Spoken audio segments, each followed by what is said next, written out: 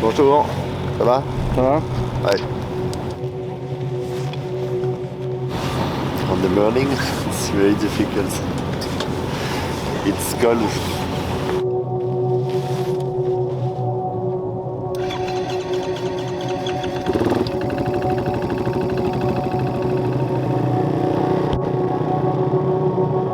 A very early start today for the longest stage of the rally, 465k of special to the Saudi capital of Riyadh.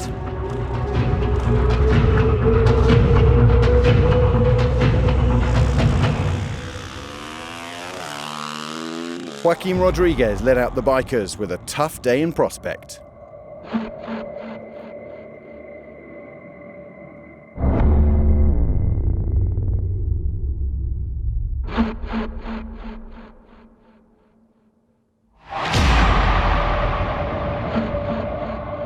The stage was too little tricky.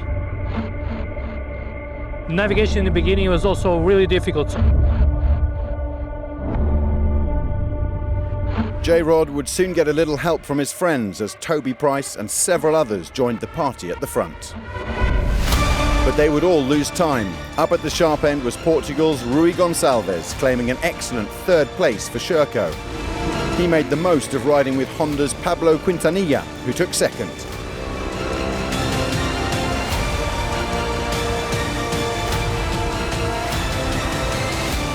Yeah, the stage was really long, super fast and complicated stage to navigate and to ride. Sometimes you need to think and to lose some minutes to catch the next day, and in the end was a good idea.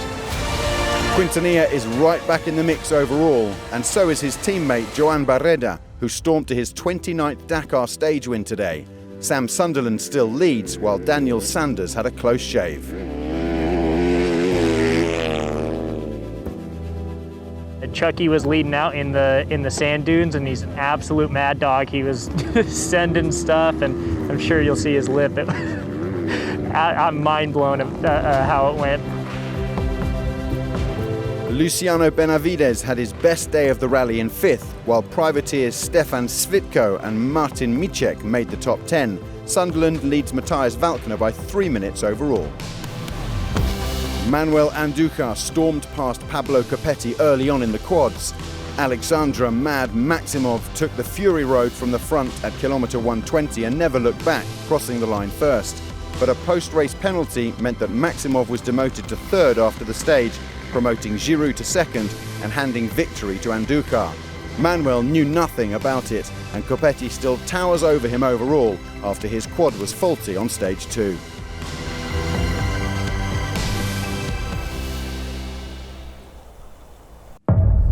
And after a very small minority of you yesterday didn't appreciate the Hotel California references, I promise there won't be any mention of eagles tonight.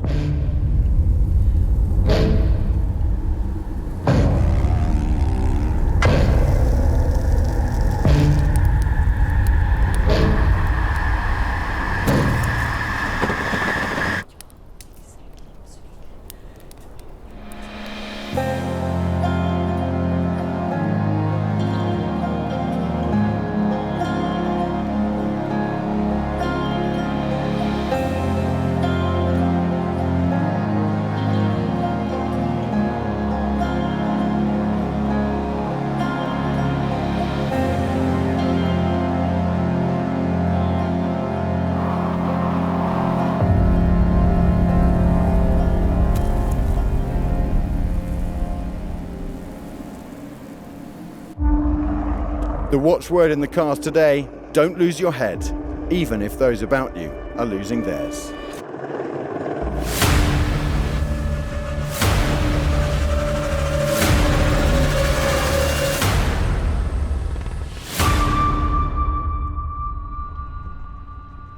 The longest and toughest stage of the rally so far awaited the cars on the start line.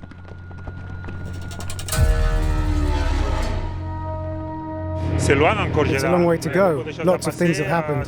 It's true the gap is very big, but we know this rally well, and anything can happen. We will give everything like always, but still very motivated like always, even if it's tough to take when things go wrong. But each time we need to find the motivation. Always. faut se remotiver à chaque fois, c'est ce qu'on fait.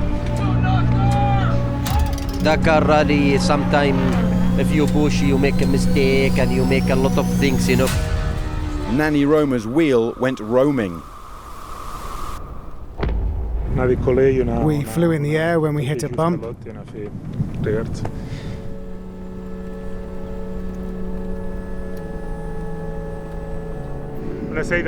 tried to repair it, to get to the bivouac, to be able to carry on tomorrow and help the team.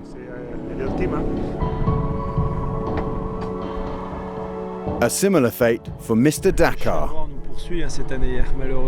But the Black Cat is following us this year. Unfortunately, we broke a shock absorber, and in breaking it, the spring broke the radiator, ventilator, and to add to that, we have a leak in the cooling system. So again, we have to wait for the truck to get spare parts.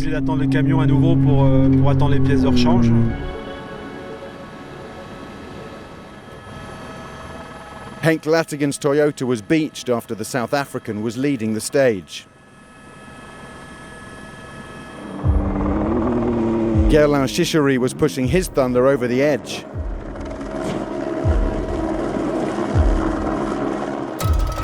On the fast tracks we were doing okay, but as soon as it's sandy, we can't follow the four-wheel drive cars, so I took more risks than usual. And this is what happens.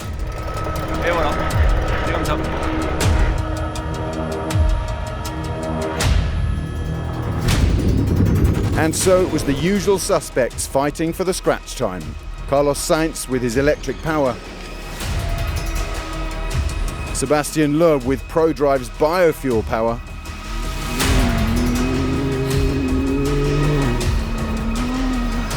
Rally leader Nasser Al-Attiyah with the 4x4 power.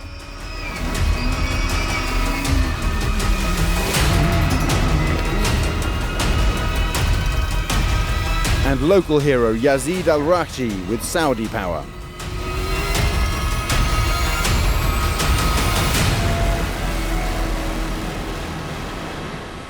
Then there was Benedictas Vanagas with too much power.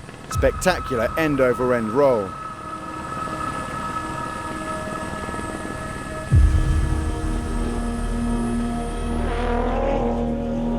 Crew okay, car not.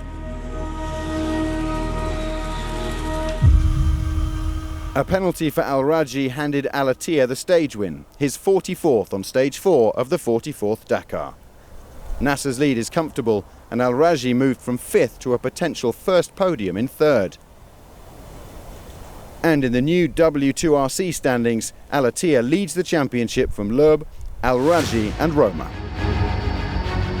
In the lightweight prototype class, Seth Quintero is unstoppable, unless his car breaks down as it did on stage 2. The young American has now won 4 from 5. Chaleco Lopez was 3rd, on course to add this year's T3 to the T4 title he won last year. In the T4s, Brazilian Lupe de Oliveira finished 1st. It was hairy at times and a very close shave after his margin was snipped to 10 seconds by a time penalty. In fact, a second penalty after the stage handed the win to Michael Goxal. A damaged oil hose, a fire, and game over for Ignacio Casale. At this moment, we're out of the rally. It's a real shame, but in my 13 Dakars, I've learned to deal with disappointment. Keep smiling.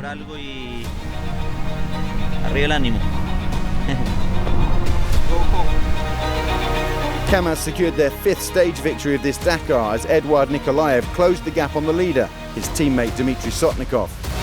Not all good news for the Russians. Andrei Karganov suffered a gearbox problem and slips down to 7th. The 4th stage of this 44th Dakar, Al-Attiyah's 44th win after 4 hours racing. 4 constructors in the top 4. Bad fortune for 14-time winner Peter Hansel. A 4th stage for Quintero, and thank goodness Ford don't have a rally team here.